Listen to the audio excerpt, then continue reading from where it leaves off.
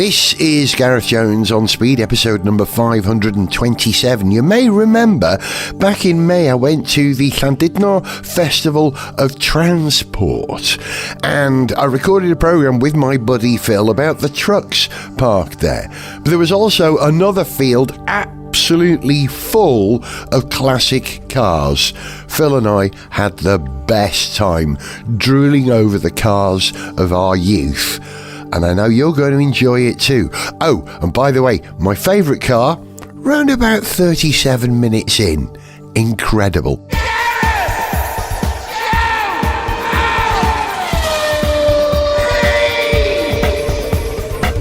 Hello, welcome to Gareth Jones on Speed from a sunny but slightly windy day in Llandudno.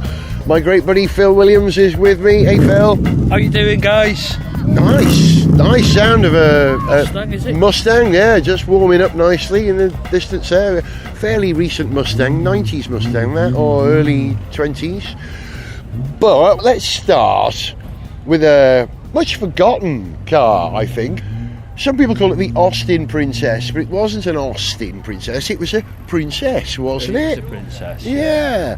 Princess Van den Pla. Yeah, correct. From 1973, built on the, what's the name of that platform that gave us the Austin Morris 1100, 1300? I don't think it was a Michelotti design, was it? I can't remember who designed this, but it appears to be on, I think, a Dutch or Belgian registration, but it's right-hand drive. I'm going to look around the back, and it's, of course, in that perfect 1973 colour. It's Harvest Gold, I think it's called, isn't it? You mean mustard shite? Harvest Gold. Harvest Gold. Listen, I had a Wolseley 6 in that same beautiful Of course you Harvest did. Gold colour. Yeah. It's a bit on the mustard's going a bit dry colour, isn't it? But it's not unattractive. And that's the first thing. Parked next to, again in a classic colour of its period, not an XJ6, but the Daimler double, it wasn't the double six this one, was it? Was this the 6 or the 12? I can't tell.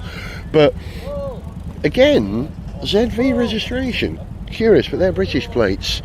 Okay. Yeah, this is from... It's a Sovereign. It's a Sovereign, of course, the Daimler Sovereign. In a colour, again, do you know what that Leyland colour was called, Phil? I don't know, but it's not chocolate brown, is No. it? No. Don't know. Too many dupiazas, I think I would call that colour. Brown was of such a big colour in the 70s, and it's parked tail to tail with a Cortina Mark II GT in an almost identical colour. That's not a Ford colour, is it, Phil? That bronze, is it? I don't know. It possibly is. I would imagine they've tried to keep it original. Everything else looks original, doesn't it?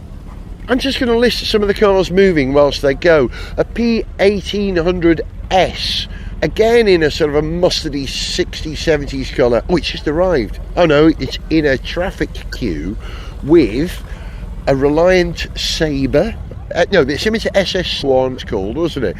Behind a Mark 1 Escort, behind an MGB in a lovely aubergine colour, behind a Ford Classic Capri, or is that the Classic Consul, that one?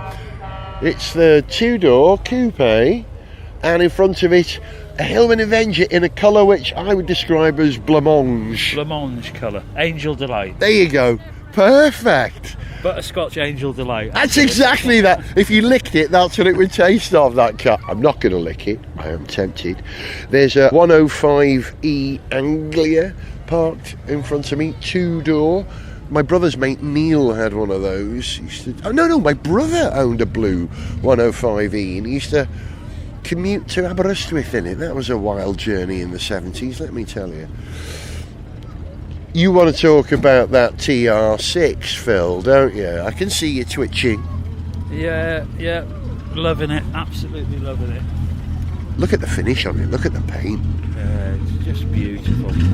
Wire wheels. What do we call wing nuts? Do we call those? It's a bit rich for my blood, but if I could afford one, I think it's the TR5 I would like. Yeah. You're a big Triumph man, aren't you? Yeah, I That's am, discussed. Yeah. Listen to it. I wonder if I can just get him to blip the throttle. Go on, hang on, let's have a listen. Listen to it burble. Excuse me, sir, I'm recording a podcast and we love the sound of that 6. Would you just give us a little blip? Again. Oh, Lovely. Thank you very much indeed, sir. I've got it at home. I've got one. You've got one of those? Same year? Yeah, no, mine's older, 1970. And how is it? Beautiful. I've had it 48 years nearly. Congratulations. What's your name, sir? Billy Taylor from Crewe. Mr. Taylor from Crewe. Yeah. I'm Gareth Jones from Holywell. Nice to meet you, brother. We do all the shows and everything. We were out last weekend, drive it day. Did all the Peak District, all round Chatsworth, everything, back home to Crewe. In a fortnight's time, we're out again on another tour. This is your life, isn't it? Yeah, absolutely. Yeah, we do go abroad every year. Holland, Le Mans, Belgium, Spa. We do the Scottish 500, the Welsh 380. We just do them all. Do you go to Sound Saturn for the Great British Welcome at Le Mans then? No, we go to the classic ones, all the classic cars. The Le Mans Classic? Yeah, the 6 hours, yeah. Yeah, of course. 6 hours, yeah. we do all that. And Spa's the same. The 6 hour, again, they're all 6 hour classic cars, you know. Yeah, that's enough, isn't it? The Alton Park as well, we do Chumley, Gold Cup. We do everything. How wonderful. Listen, we've got 1,000 cars to see, I'm certain. Do you know how many cars there are here? Any idea? My first time, we got a caravan in Llandudno, Diganway, from Crewe. We come here all the time, but this place we keep away from it 'cause it's busy. But today I thought I'll have a wander around, because I spotted today on a little trip out in my own car, 2 other vehicles, a 1950s Humber pickup army truck, right-hand drive, and also a Rover V8 standing there. So I'm going to call later on and see if he wants to sell them. Okay, that's what this is for as well, of course. Billy, lovely to meet you, sir. We've got to go and... Honestly, there must be 1,000 cars here, Phil, yeah? Yeah, it's got to be, yeah. Look, there's a Crusader, Cortina. Is this a Crusader, one of the last of the... People call it the Mark 5, I call it the Mark 480. I think it's not a Crusader, it's just the 2 litre GL. But X registration, what's that? 81? Oh, I can't remember anymore. I used to be able to do that. Can't. Come on, let's whistle through. A Triumph Acclaim. There's a future classic. It was a Honda Civic underneath, wasn't it? The Belade. Yeah. Honda Belade is how it was sold. Oh, hello, Phil. There's one for you, immediately tail to tail. Oh, the Sunbeam Alpine. Red one and a primrose coloured one, side by side. The Alpine with the flared tail, what do we call those? Fins they are, aren't That's they? the word I'm struggling for. They're a lovely, lovely car, but the Tiger. Yeah, the Tiger That was was the one. car, and they are massive in America. People will pay ridiculous sums in the States for a Sunbeam Tiger. 1725, that famous Roots engine that was in everything that they did. Oh, it's been polished, hasn't it, this one? But it's parked next to something a bit curious. I'm speaking quietly because the owner has got his head in the bonnet. It's an orange T-Reg Escort Cosworth Mark II. Now, there wasn't an Escort Cosworth Mark II, so this is something that he's put together. As far as I know, there wasn't an Escort Cosworth Mark II. So he's got some kind of amazing motor in this, and it's orange. It's in exactly the right colour for its year. Let's just see what we've got in here. It is a Cosworth. It's the 2.8 Cosworth Turbo. Yeah, it's a 4-pot 1.6 or 2 litre Cosworth. 2 litre. 2 litre. Man alive, that's going to be lively. He's got it on very wide tyres, very low profile. There's a proper race rally prepped car, exactly the same colour as this. Right. At the other end of the car rank there. Orange, great colour for it. Come on, let's rock on. Austin Maxi, love it or hate it? 2 words. Love it. Why? I've got to say I love it just because when they came out they were so roomy, Yeah. economical, Yeah. Easy to drive. unreliable. Well, it was British. All cars are And unreliable. Was it the HLS they did? They did a Maxi. That's HLS, right, I think, yes. Which was the bigger engine one, 2.2. There's a Sierra. There's a Sierra Sapphire. Now that's a future classic. How about that, right? It's always going to be the ordinary cars that are more important than the specials, because we keep the special cars, but the ordinary cars get ignored and vanish. And this is Oh, it's got an Irish registration. Ah, it's at ZV. I think it's the same person that owned those vehicles over there that I thought had a Dutch registration. They're not.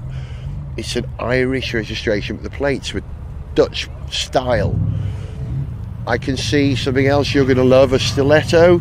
Oh, yeah? Come on. We're spoiled for choice.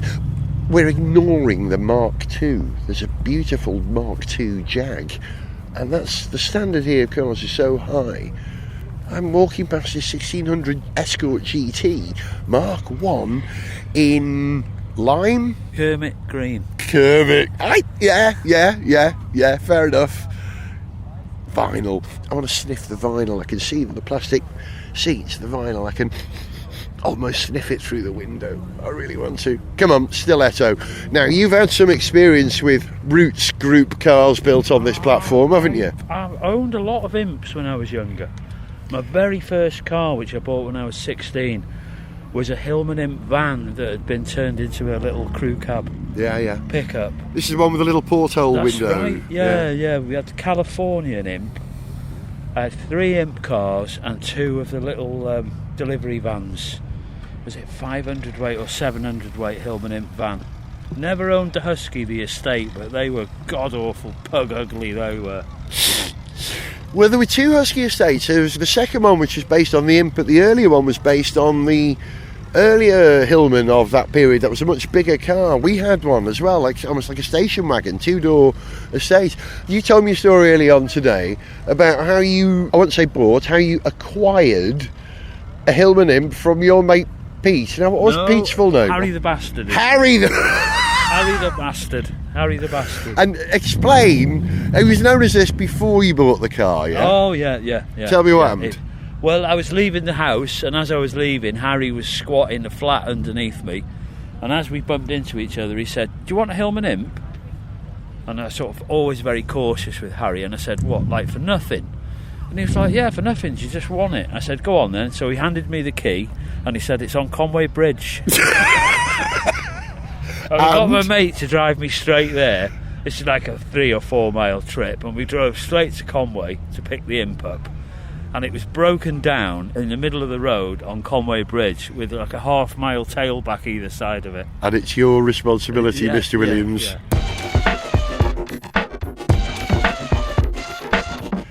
I'm spoilt for choice. There are 2 things I want to mention I can see within eyeshot right now. One is a Vauxhall Ventura behind us in that sort of green, that iridescent green. That's not a VX490, is it? I think it was the Ventura, that one from 71. Again, it's Kermit green. It seems to be a very popular colour here. Yeah. That got my attention because I know Johnny and Richard would like that. But I am, of course, automatically drawn to something on the other side here, which is a Reliant Scimitar SE5A or SE6A, I think that one, the 6A, in red. S registration, what's that, 70... Oh, I can't remember anymore. Let's go and have a look at it. I believe Princess Anne, you've probably not heard this before, used to have one. What? Gorgeous. The stiletto, I can't pull you away. Gorgeous. There's so little difference between that and a bog standard 850 Imp, and it's just so much better looking. It's beautiful. Yeah, they got the rake of the rear window right, didn't they? Turned it into a coupe from being a 2-door saloon, you might say. And they were handy, right? They were light. Dangerously handy. Dangerously light on the front end. Yeah. Sack of cement used to put in yours, wasn't it? My dad used to put 2 sandbags in the front. I love this Scimitar. This is the Scimitar in its sort of 80s guise. Matte black finish, no chrome, all glass fibre. What year is it? This is an SE6A, isn't it? Yes, SE6A. 1977. Come on. Can't beat a shooting brake. I don't need to say any more than that. There's no argument. It is the most beautiful of all car shapes and ideas. There's another... Oh, there's... Should we go and look at the Volvo? If Zog was here, he would be dribbling, because not only is this a white Volvo P1800 Is this the S or is this it's the earlier one, isn't it? Yeah, no, it is an S, isn't it? Then there was E, then there was the E, S. And this one, it's white, like it's supposed to be, if you remember Simon Templar as the saint. And there is a saint... Actually, that's Bond, isn't it? Rather than the saint. It does look like Bond, doesn't it? Mixing their metaphors, Right. thinking about it. But if I remember, it should have a big saint with a halo above its head on the bonnet. Built by Jensen for them, I believe, over here. I think that's right. I don't know, but I'm sure there was, or maybe still is, an interceptor here somewhere. Oh, take me now, take me there now. You know how I feel about the Interceptor. Here's an overview, right? Oh, a Marina 1.3 coupe, probably again in orange, L registration, what's that, 74? Yeah, Can't even remember. So, yeah. 2 Chevette estates. Oh no, one's a van. A Chevette van and a Chevette L. What they call Chevan, they call them. Chevette, that's right. That's right, which is a name that they stole from Chevrolet in America, I believe. The Chevette L, again, I wish you could see the colours we're talking about here, but this is... Right, find your best way of... I know, I've got it. Go on, what's yours? What, the colour? Yeah. Well, I don't like to say, but it's kind of like a sort of violent diarrhea colour to me. I would say that is your Christmas Satsuma in March. Yeah, Christmas Satsuma in the toilet bowl. And there's a little MGTF just rolling away. I've driven one of them. What fun. Oh, feet toddles. Trucks are leaving. They're going... Apparently there's going to be a big convoy of vehicles around what they call in English the Great Orme. That's the car I mentioned. Oh yeah, Phil's just seen the escort. Let's go and have a look. They're all going for a parade around what we used to call the Great Orme, what I call Gareth. Oh, there's one for Richard Porter, one of the last of the Jag XJs. And this is the Type R, I think they called it, didn't they? Yeah, XJR, yeah. Oh, come on. In a nice colour again. Hard to describe the colour. Somewhere between gunmetal grey and graphite? Yeah. Possibly? Yeah, there'll be a name for it. Next to a Capri Mark II, the hatchback, the Capri 2, 3 litre gear in what I would describe as its signature sort of bronzy gold colour. That's the gear colour, isn't it? Yeah. Nice. Didn't like them. No. I remember my mate in Llandudno had the 2 litre S Capri and we had a road race and he ended up with it vertical stuck up against a lamppost. Uh-oh. And what were you driving? On the side of the road. I was driving my Vitesse. Right, wow. Sports car. Narrow sports car. I won't have a bad word said against the Capri. Yeah, I love them. I see an orange Capri going down the street and my knees go. So that's an instinctive response. Oh, this is nice. Oh, no, this is unusual. A Ford Escort van. Right, not many of them. Do you remember the Ford Escort van had a tiny, tiny sliver of light in the load bay, a vertical window just behind the door, unique in its time, and that's a bit of 80s. That'll be doing work in movies and TV series, that car, won't it? Yeah, it looks pristine. Yeah. It really does. Mr. Davis, the grocer, will you take these 1980s objects away for me? Certainly, I'll take it in my blue Ford Escort van. You see, that's amazing. More Cortinas, that's a gear, isn't it? GL, but those wheels, he's got the optional sports wheels. There's a Morris 1000 in green, of course it is. And we're standing next to that. Hey, hang on, there's your 3 litre, isn't it? No, is it? It's 1800? 2200? 1800, forgive me. It's all here. Phil's chatting to the driver. There's a Series 1 Morris Minor convertible, split screen. There's a Wolseley's at a 1360. There's don't laugh, a Vauxhall Nova. What year is this from? 89, a future classic because it's ordinary. A Series 2 Mondeo in bottle green. That, you know, the design of that Series 2 when it came out was a big improvement on the Series 1. I love the Series 1. The Series 2 was get on with it, right? Okay, there's a ivy green Hillman Imp. Don't let Phil see it. We'll be there for a week. There's a Ford Corsair GT. Is that the V4 GT? It is, yeah.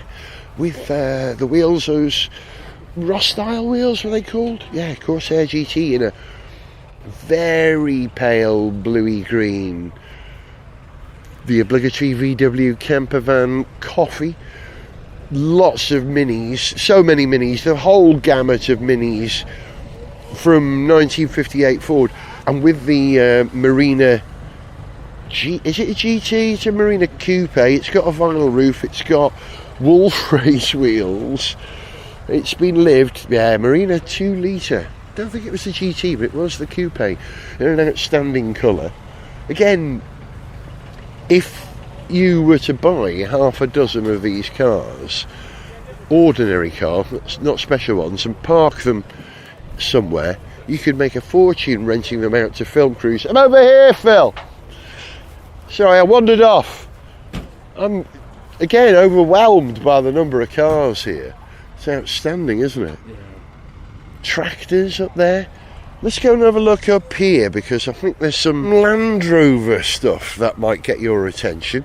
How many Land Rovers you owned? 5. I'm currently the owner of 2. Yeah. But there's a Series 1 there. Long wheelbase pickup with a rag top on it. And at one point I owned a Series 1 10-seat station wagon, which is an incredibly rare vehicle, and I had that Land Rover. Sometimes I'd get so fed up with it that I'd just put it off the road for a year or a couple of years, but ultimately it would always come back into service, you know. I am just casually walking past an Escort RS 2000 in the correct colour of red. Yeah, I know you can allow blue ones as well. Flipping heck, that's... I quite like the 80s stuff with the black on the bumpers and the grille and everything, the blacked out stuff. It speaks to me. It reminds me of my Lancia. I had a lot of that. There's a Stag, an MGB GT on mini lights, proper mini lights. Dolomite Sprint. Oh, well, my mate Geraint inherited one. See the Mustang convertible behind it? Right. I drove one of those in 1995 or 94, I think it was. In Florida, we were making a program about the moon landing and the relationship between astronauts and fast cars, so I rented a Mustang, exactly one of those. That must be about 96, that one, in ivy green. There's a Sierra RS Cosworth. Nice. Very nice, very nice. When we were younger, my brother had the XR4i Turbo Technics model. Oh, heck. And that was an incredible car. He let me drive it a couple of times, and it was just a flying machine. Yeah. And I think it was quicker than a Cosworth. Oh, it would have been lighter, yeah. Is that the RS 500, that one? That was the ultimate one, wasn't it? I think they called it, if I remember. Right, let's get to the Land Rovers. Yeah. Excuse me.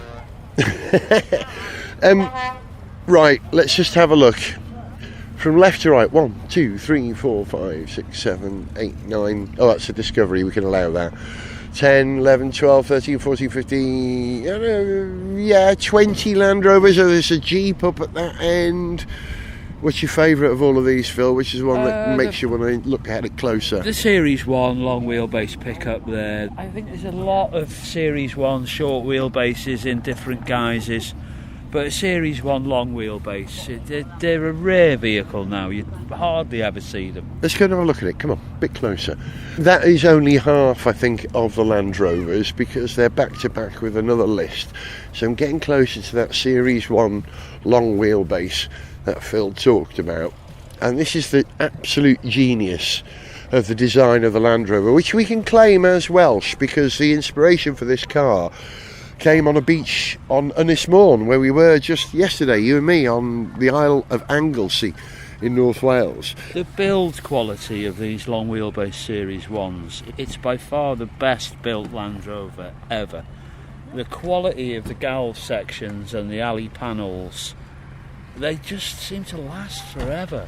Well, this one did. This is from 49, 48 maybe? I would say this is 51, 52. Let's have a look. Go on, go on. It is 55, a bit later then. When did the Series 2 come in? 68? No. I don't know either, no. I'm guessing now. But the whole history of Land Rover is kind of laid out in front of us here. The last of the Defenders is parked right next to a Series 1, flanked by a Series 2. I'm so sentimental about these long wheelbase Series 1s. Who isn't? I think the 10-seat station wagon, we're probably talking now down to about 10 vehicles left. Wow. Registered and in use. Really? Yeah, yeah. It's a very rare vehicle, the 10-seat station wagon. Right, I see that. So sentimental about that vehicle. Hang on. Slight interruption, because I just saw a Ford 4000 tractor going through in Ford Blue, and the reason I have to say it like that is in the school I went to, half the kids in my school were farmers from Denbighshire who spoke like this with a lisp. And I remember when it came out, the Ford 4000, very excited. I was excited about the Capri. Sorry, interruption.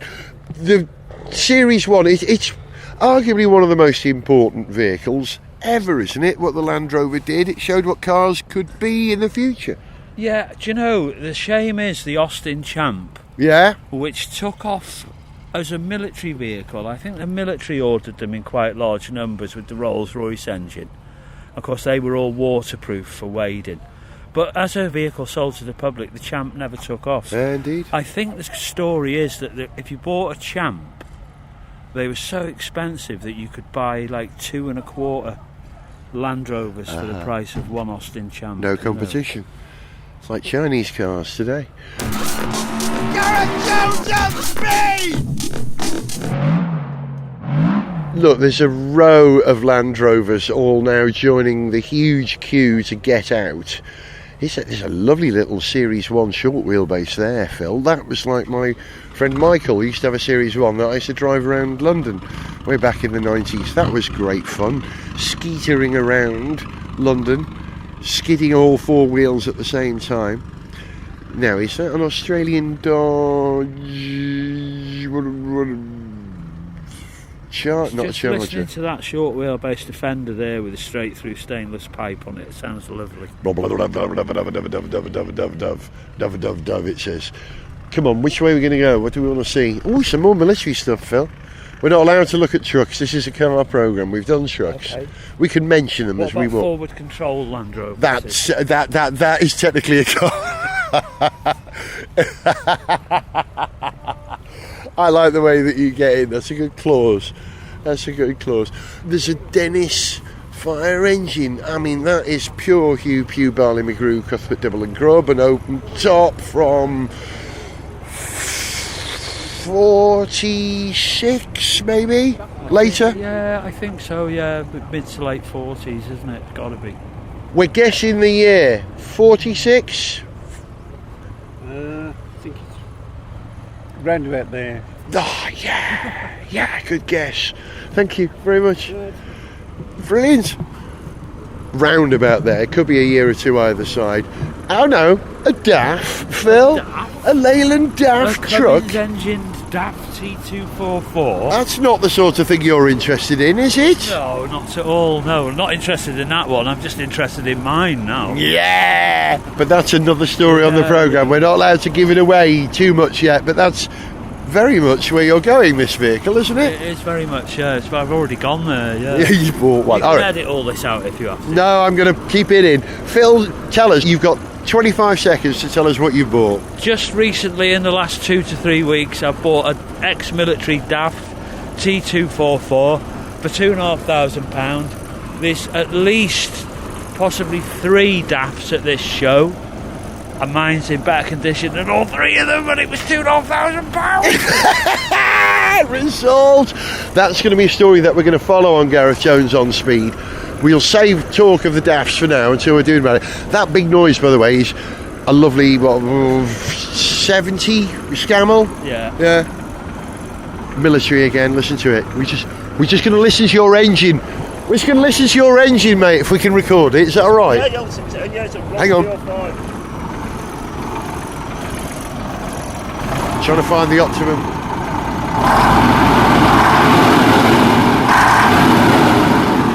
You see, that's the sound of... That's the British sound of stuff being moved, isn't it? Thank you very much. That's the sound of speed and power. Yeah, about speed. What about the speed? More power. Well, if you're in one of those at 40 mile an hour, you think you are going fast. I can tell you. You're out of control. Oh, come on. Right, hang on. Do you know, I think that's a Renault. It is a Renault. I've just seen the badge. I was about to work it out. Yeah. It is, it's a Renault. These are really popular on the continent as like forestry vehicles, timber trucks. Again, it's a short truck with a box on the back, but the thing that got my attention about this is it's in UN colours. It's painted white with the big letters UN. I always said if ever I owned a Discovery or something like that, I'd have a white one with UN written on the side. And I like that because it's not a military truck, it's here to help. That's how I feel about we are a peacekeeping force. Everything's all right, we're here now. To pick up the pieces. Yeah, indeed, yeah, the after war. Unfortunately. Yeah, true. Ollie's mate's got one of these, he lives in it. This is a Dodge from a British Dodge, isn't it? Yeah, that's a Dodge body, isn't it? It's based on the Dodge 50, isn't it? Yeah. It's a Reynolds bought an RB44. We're talking trucks again, we're not allowed. Right. We're not allowed. You can hear we're sitting alongside the traffic jam waiting to go out. A lovely old truck with a patina, a Scamel Crusader enraged. More trucks. Oh, and there's another Llandudno Phil. Honestly, but when you see mine in the flesh, Yeah. this is a nice truck, but mine is in so much better condition than this. Honestly, the chassis, all the running gear, the air tanks, everything, the tyres, it looks nigh on brand new. Wow. Well, military stuff often was rebuilt every 3 years, right? This is a 1991 Leyland T244, a former radio comm station, it says. Communication headquarters, yeah. There was an old BBC scanner, outside broadcast truck here earlier on. That'd be nice to work with them. Ridiculous. We mustn't talk about the truck. We'll come back to the truck. Oh, there's a Mercedes military truck, a Bedford CF. Oh. CF, isn't it? Yeah, that's right. And my instinct just went. CF 350 with the Rover V8 in it. Yeah. Oh, right. Really? Yeah. How long's that been in there? Since I've had it, since about October. That'll make a big difference to this, won't it? Will, yeah. Enjoy it, sir. Cheers. What's your name? Wes.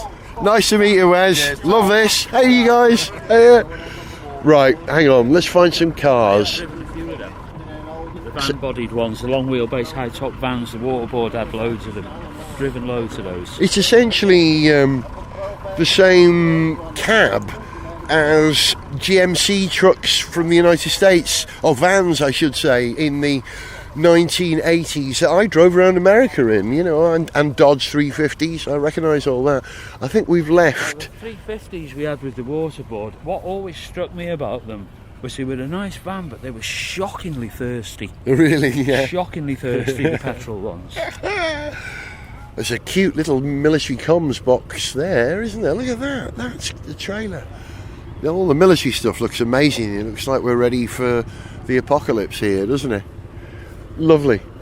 Phil's going over to talk to some people. I'm just going to have a wander around and see what I can find here. Okay, the representation by Motorhomes. There's a big Ford E455 with, what do they call those sort of concertina sides that reach out? Oh, here's a nice obscure one Richard would like. A Talbot Trudy, I think it says it's called. You know, a camper van from mid-80s. Didn't happen long that things were badged Talbot. Oh, there's a Corsair convertible. I've not seen that before. Did Crayford do that, I wonder? And it's parked next to a chopper. But it's the wrong chopper. That's a Mark III chopper. I don't think the chopper even existed when the Corsair came out. Yeah, Corsair GT Crayford. There you go. They were the only people that did convertible Fords, if I remember, for Ford. Well, unofficially for Ford, back in the day. I mean, that is a supercar when you look at it, because you know the pointiness of the Corsair.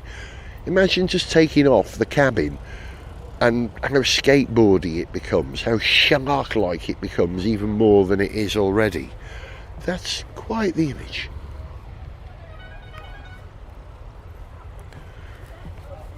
Few curiosities down here. Some interesting old caravans of the 60s and the 70s. Oh, a baby caravan. A Dodge, what do we call it? This is an American, a family wagon, of course.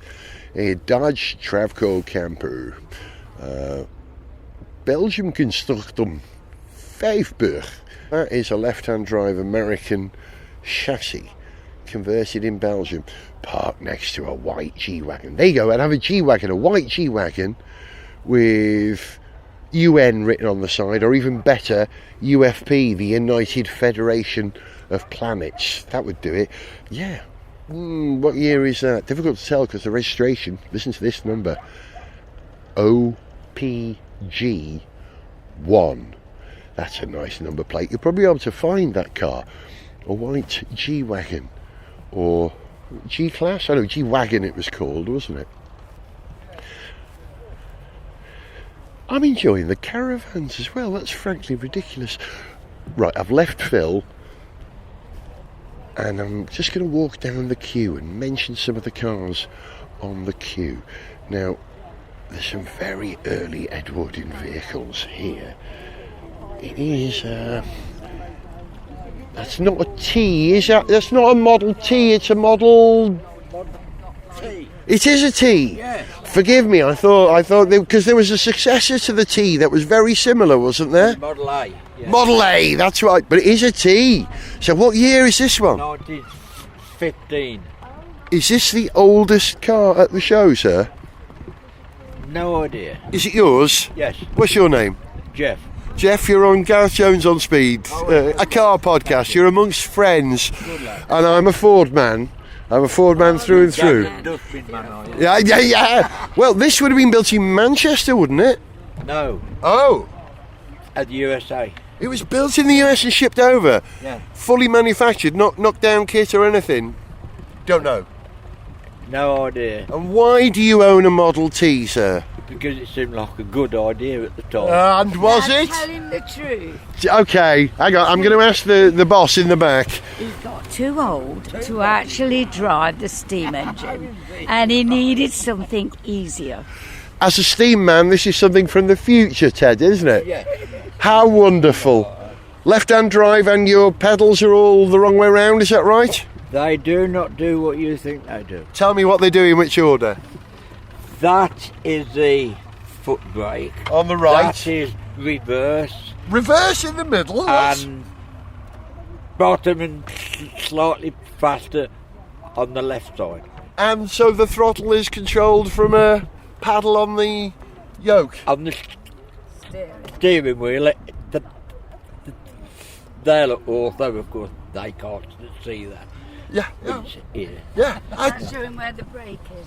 And the brake? Yes, foot brake here, and it's got a handbrake here. Handbrake there. Coming from steam, right? You're used to pulling levers and pushing things, so you're the right man for this car, sir. Hopefully. How lovely to meet you. Thank you for your time. Have a nice evening. You too. What a treat. A Model T. And is that a bullnose? Is that another Model T? That's a Model A, isn't it? Oh no, that's a Maxwell. Well, I'm learning. I've never seen a Maxwell before. Again, a car. That 1915, that's 110 years old, that car. That's got to be the oldest car here. There's a Range Rover. You look at this Range Rover, the four-door, I don't know which model they call it, but you just see landed gentry, you see royal family when you see those. Oh, it's the county. Yes, I've got a county. I wonder where Phil is. I'm just looking to see if I can find Phil. He'll phone me. He'll find me. Everything is notable. I could spend 10 minutes talking about every vehicle. Is that Granada or a Consul? I'm going to say Consul. No, it's Granada. 3 litre V6, because you couldn't get the Consul with the V6, could you? It was only the 2 litre, maybe the 2.4 was it, the other engine? But this Granada L Reg in that sort of muddy bronze. Yeah, muddy's a bit unfair. Orange side of bronze. I love an old Ford. I love all Fords. All Fords. A Willis Jeep. Hang on, I'm going to find out what year. 1941? 44. Spot on, sir, isn't it? Oh, how lovely. Great. In the right colours, the right shape. Brilliant. That's 7-bar, classic Jeep. That's the real thing, right? That's a vehicle that changed everything. I was saying that the Land Rover did, but I think we'd never have had the Land Rover without the Jeep. Thank you. The general purpose, whatever it was called. There's an 80s Sherpa Rolls-Royce fire brigade, their internal fire brigade. Did it have a Rolls-Royce engine? There's an XR4 Belgian biplane, like my friend Andy Ruffle used to drive, an RS2000 rally car with the fattest tyres I have ever seen. 1974, it's in white, an RS2000 Mark 1. Not the slopey nose, the classic Mark 1 nose, because the slopey nose came on the Mark 2. There's a whole bunch of Fords. A Zodiac. Oh my gosh. Do you remember the Stray Cats? I toured with the Stray Cats in 1979, the Alarm, or they were called 17 at the time, with a support band, and the Stray Cats used to travel in a dark blue Zodiac, and they could get all the band and their tour manager and their management and most of their instruments in that car. The Jaguar X-Type, oh, the Jags are here. I like the X-Type Estate, you know, the 4-wheel drive X-Type Estate, built on Mondeo running gear. That was an interesting car. Oh, Renault 12 TL, now then, built by Dacia for many years. Afterwards, you don't see many Renault 12s. See, that's worth capturing, right? Do you remember the Renault 12? There's another Cortina, 480 or 5, Austin A30, Standard 10, Blue Stag. Oh, there's a cut and shut Mini with a registration MAZ2046, which is, there are 2 of them, 2 short wheelbase Minis. There's my phone bleeping. Phil saying, where are you? 2 short wheelbase Minis. Yeah, with the seats practically over the back wheel. There would be fun. Right, I'm going to phone Phil and communicate with him. Hang on, I need to wake my phone up. Listen to that burble. That's an old Austin. Oh, there you are. Sorry, mate. So I couldn't resist that. That's what fine. Lovely people. What lovely people. These are the people who own the military vehicles up there. Yeah. I'm a member of the Daft T244 Club now. Of course you are. I've been accepted into the fold. See these 2 little Minis? I came earlier with Tansy, and Tansy was absolutely fascinated with these. And I said to her, they've been shortened, haven't they? Yeah. And they was like, what do you mean? I said, well, it's not a normal size. Not a normal size. She hadn't noticed. It's had about 18 inches cut out. Exactly what I was about to say. 18 inches. Yeah, you're sitting over the rear wheel, where the rear wheel is now under the front seat, right? That's right. Tansy wouldn't notice because she's not that big, right? So that would seem the right size for her. She just likes little things. She does. Why does she hang out with us 2 then? The shout. Sorry, Tansy. Yeah, sorry, Tansy. She's a good mate. A couple of Maxis. What's this? 1930s Morris, is it? Looks like an ex-military. It's a Peugeot. A 201, Phil. Left-hand drive in sand camo. Would that have been a military support car of some kind? Or is it just the colour it was fashionable in those days? G30. That's you nice. Know, my grandfather on my father's side have got photographs of him and his little group of mates from when they worked in the brick factory in the clay pit. And they had a little baby Austin ragtop. Yeah. No, Austin 7. Totally illegal car. And 6 of them used to go backwards and forwards to work in it. 6 of them in it, yeah. And I got a photo of him and his mates, his 5 mates, stood in front of it. Its nickname was the Flying Flea. Yeah, le pot de ciel. Le pot de ciel, the flying flea. The reason I know that, there was a French aircraft called the pot de ciel, which had, or pot de ciel, I think you pronounce it. It was like a biplane, but the front wing was in front and the lower plane was behind. It was like a staggered biplane. Right. And they were lethal. They went into a forgive me saying it, a suicidal dive situation under certain. They were killed more people than they flew. Out of achievement. Well, they called it a falling leaf, didn't they? Yeah, When they did that. yeah. Flat spin, falling leaf. Yeah. Oh no, this was excuse me, I'm not going to swear. This was what's called a bunt, which is an outside loop. So instead of flying straight level and pulling up, it's quite the opposite. You're flying straight level and you dive and you hope that the bottom of the bunt levels out before you hit the ground. And unfortunately with the Pot de Sier, it never did. They were famous for it. Le Pot de Sier. Right, what else have we got here? Austin 1100. Oh, we've seen these guys. These guys have joined the queue. Oh, there's an XK150 coupe. Yeah, look at that. Stunning, isn't it? What a car. What a looker. Feline. Not just the name, right? They went with it, didn't they? Stunning. Nice to see that one of those two cut and shut minis, the short minis, is a clubman. With the Austin Morris badge on the nose. They've gone for the full range. Nice. Looks like something you'd leave your kid under the Christmas tree. yeah. It's most of a car, but not the whole thing. Yeah, what else could they do? They could do a Riley Elf. They could do a Wolseley Hornet cut and shut version, couldn't they? That would work, with a little boot sticking out the back. Right, what else have we got to see? Have we seen all the cars? These guys queuing up to get out of here, don't they? Yeah, with these old engines overheating. Yeah. I tell you what, let's go to the exit and just hear the parade going by, Phil, shall we? Yeah. Let's go and do that. Let's do that. Gareth Jones on speed.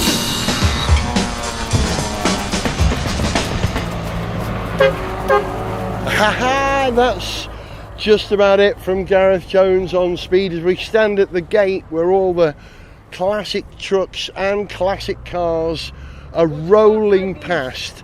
We've come here for a bit of fresh air because the wind's blowing here, because where we were stood earlier on we were choking on diesel fumes, if I'm quite honest. I thought that was easier than having the horn blown behind you. And Phil's saving dogs and getting run over by trucks.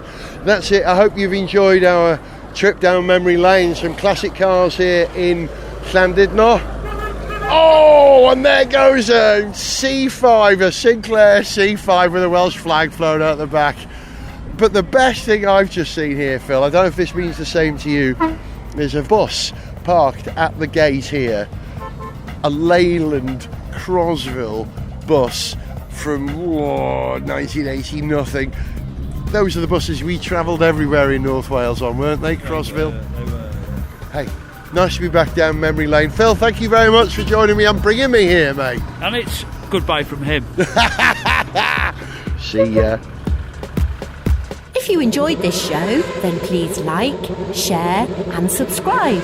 For information on how to contact the show, see pictures, read song lyrics, follow us on social media, or to sponsor this podcast, go to garethjones.tv.